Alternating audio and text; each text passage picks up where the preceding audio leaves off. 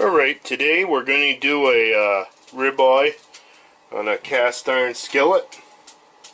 So I always like to start mine off with some caramelized onions. So we need some butter. I wouldn't be shy on the butter because I'm going to use a lot of onions. And I already got them pre-cut up to save a little time for us here. Get that onion peel out of the way. Somehow those things always end up inside your onions or whatever you're cooking. So we'll let these normally you let onions get to the point where they're opaque. We want these to just barely start turning brown, and that's why they're caramelized. And what we'll do here is every so often we will move them around, stir them up. So when these are all cooked, because I'm pretty sure you know how to do this. I mean, just about everybody's done onions in a frying pan. Once we get it all situated here, we will bring you back and throw the ribeye on. We'll set these aside so they can kind of just rest a little bit. We'll turn that heat down. I had it all the way up just to start it off, get it going, get the frying pan warm. So anyway, throw a little more butter on top. There we go. And we'll just let that settle down and cook for a little bit. And like I say, we'll bring you back when there's more to see. There's not really a whole lot to the caramelized onions. So we'll bring you back when they're done, let you see what they look like. So, still cooking on low heat. It's been about 5 minutes, and as you can see, the onions are starting to get translucent, which basically means you can see through them.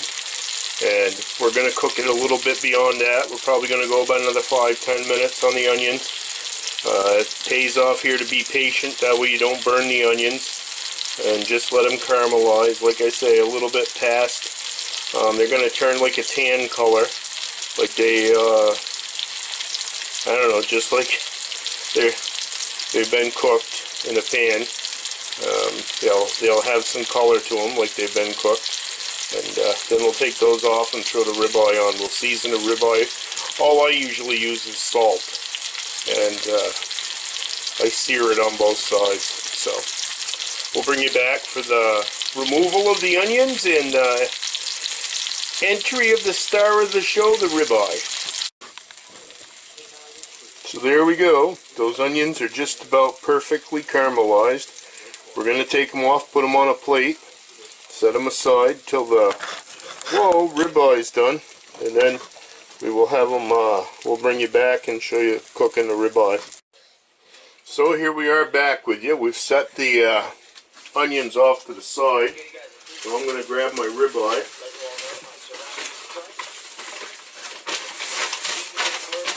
By the way, I got this at Marsh Brothers Deli in Lebanon, New Hampshire. It's right on 120 as you come into town past the sharp corner. Man, if you want to get some of the best meats and sandwiches, look at that. That baby just barely fits on the skillet. There we go with some more salt on the other side. And we're going to turn the heat up to actually sear it. Too many fallen trees, too much damage.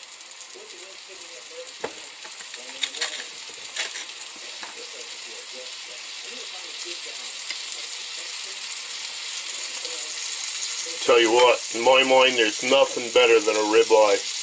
Oh my God, it's like the ultimate piece of meat. I know some people like Delmonico's. There's a guy at work, Craig. Him and I discuss that all the time. He loves Delmonico's. And I actually saw on YouTube a Delmonico was actually a section of the ribeye. It's the more of the meatier, lean part. And if you've seen me on video, you know that I'm a little bit of a round man, so it's obvious I like I love the marble area on the meat, on the ribeye. So none of this lean stuff for me. I'm probably going to keel over with a heart attack someday, but that's beside the point. So I mentioned on my I'm back video that I had a little bit about a double kidney infection. So it was bad enough the police came twice on a wellness check for me. Once with my daughter and once my work sent them. So I was pretty sick. When they came the first time, it kind of snapped me out of it because I was like somewhat delirious and had pretty much given up. I wasn't really getting out of bed except to go to the bathroom and drink. I wasn't eating.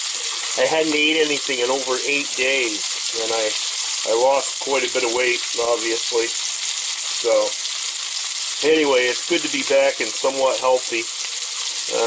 We're going to try and get out ice fishing here soon. I've been working on my little shanty, putting these LED lights and a battery in it. I was going to hook it so it all went to my Vexler fish finder. I've got a 1.5 watt solar panel to charge the battery with. But then I got to thinking about it, and I said to myself, you know what, bud? You really don't want to lose that $500 to $600 Vexler. I think I paid like $575 for it way back, probably 15 years ago, and that was including shipping and soft pack and the carry case that goes with it for the soft pack. So it was probably about $490 for the actual Vexler with the battery, and I'd really hate to lose that because they're upwards of $500-600 now, and I could probably afford it, but it would be just stupid mistake and wasted money. So I don't really want to replace it. I'd rather sell it to somebody that needs it than have to replace it. So anyway, we're gonna let this go here about another 30 seconds, and we'll see how things go. Yeah, it's been pretty lively up to work lately. They've been laying people off. So far, I've made it through like 5 or 6 rounds. Not too sure how much longer I'm going to make it. I am a tired old dude, you know. I'm not the guy they hired 14 years ago. I wish I was. Trust me, I wish I was. I would have been out fishing more than twice last year. Would have been out ice fishing more than once last year. I really didn't do hardly anything. I didn't go on any camping trips. So it was a bad year for me. So anyway, we're about halfway through. I'm going to flip this thing now.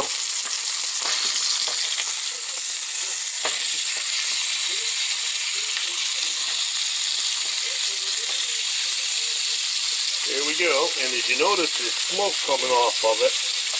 So we are, like I say, searing it. It'll probably be medium rare when I'm done with it. It's a thick piece of meat. Then we'll throw those onions on it, and I'll chow down. Oh my God. I did those rotisserie chickens yesterday that I videoed, and I was going to eat the other chicken today, but I think I'm just going to save it, bring it to work tonight, and I'm going to have this for my lunch. Look at that. What a lunch that is. Man, that's about a pound of meat right there. And you know what? Puggalicious, who is doing very well, he just turned 12 years old in October, him and I are going to share that. He loves sharing fine cuts of steak with me. Plus, he's also got a duck jerky edition. A couple years ago, I did that beer can duck, and man, ever since then, he's loved his duck. So, like I say, we're going to go camping quite a bit this year. Going to have a blast with that. Can't wait to go to Waterbury Reservoir. I've gotten into lure making and pouring plastics and doing spinner baits. I'm going to start airbrushing crankbaits. I'll bring you along for a lot of that, show you how I do it and how it's done. And then we'll bring them up to Waterbury where they have 100 fish days. We'll see if I can get to that with my lures, the ones I pour and the ones I'm going to use up there. It'll be interesting to see if my lures are anywhere as good as the other ones. I've been watching a lot of airbrushing on TV, and man, that looks like it's quite the art form. But they have a lot of stencils on there to make it easier for you. And I found a couple stencil companies, and I'll let you know who they are once I start using their stencils. But yeah, I've got a whole bunch of Createx paints. I've got just about every color known to mankind. We got a Hobby Lobby here in town, and I'm going to look at probably getting a couple more airbrushes. That way it's easier for me to do this stuff in a rapid type of pace, almost an assembly line type deal. I don't know if I'm going to sell any of this stuff. If you see something you like and you want to try it out, it doesn't hurt to ask, because the worst I can say is no, I don't have time, or I'm not feeling up to it, or I lost the urge to make these things. I mean, once it becomes you're selling the stuff, it's no longer a hobby, it's more like work. So, you know, I don't want to get to that point. But anyway, we'll show you some of that stuff too. You know, it'll be a lot of fun up there, I'm sure. I've got one of the best sites, the whole campground this year. I had the site next to it last year, but I didn't get to go. Like I say, I was sick. That double infection happened like the second week of May. I fought it off for a week. They actually asked to call on the ambulance for me at work my last day there, because they could see I wasn't feeling too good and I didn't have much balance. So, well, back to this ribeye. I think what we'll do is we're going to take it off the heat, and we will have some ribeye. Yes, sirree. We will have us some ribeye.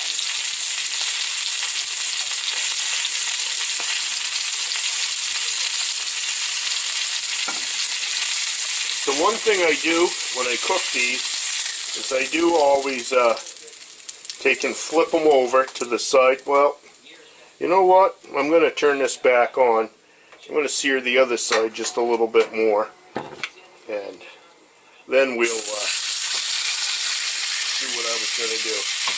So that plate's not dirty there. That's just got the juices from the steak that I just put on it. The ribeye. Whoa! A little bit of flairage there.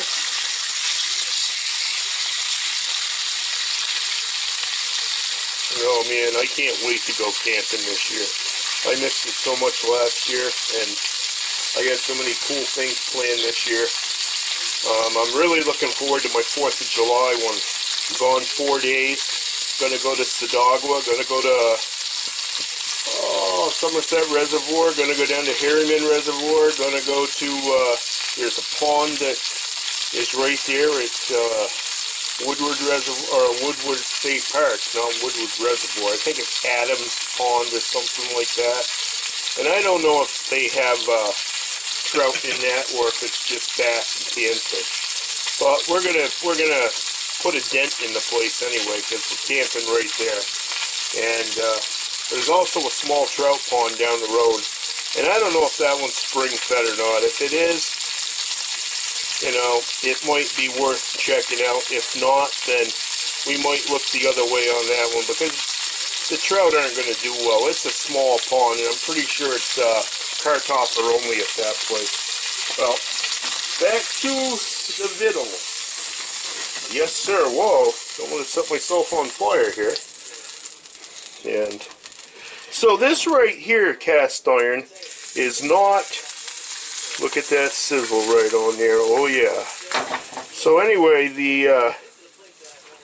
this cast iron right here that I was using, I bought at a flea market. I bought it where I bought my little frying pan right here, and I've traced this back with the markings on it and everything. It says a Warner ARE Sydney 0. This baby here was made anywhere from 1987 to 1909, from what I can see. And this baby right here is 100 years old. My other frying pan that my mom gave me could have been the early or latest it could have been made is, I believe, 1937, and they started making those in 1887. So actually no, they started making those in 1897, and this one here, my little one, they started making in 1887 to 1909. So those two are treasures. And you know, I love this skillet. It's worth its weight in gold. I really do love it. So I wouldn't trade it in. It means as much to me as the other two, except for the sentimental reason with my mom. You know, it had come from her family. She actually got that from her mom, who had given it to her, and she said her mom had had it as long as she could remember. So my mom was born in 1927, So you add 5 years on for the memory factor, and you know, probably mid-30s was the first time she saw it and remembered seeing it. So anyway, here we go with the steak. We'll just put the steak right on the skillet there so you can see it. There's that, all seared. And here's the onions, caramelized onions. Or some people call them smothered onions. If I had some mushrooms, I would have added that to the pot here too, but you know. So anyway, I'm going to get busy chowing down on this. It was nice talking to you guys and sharing my prime rib. Have a good one.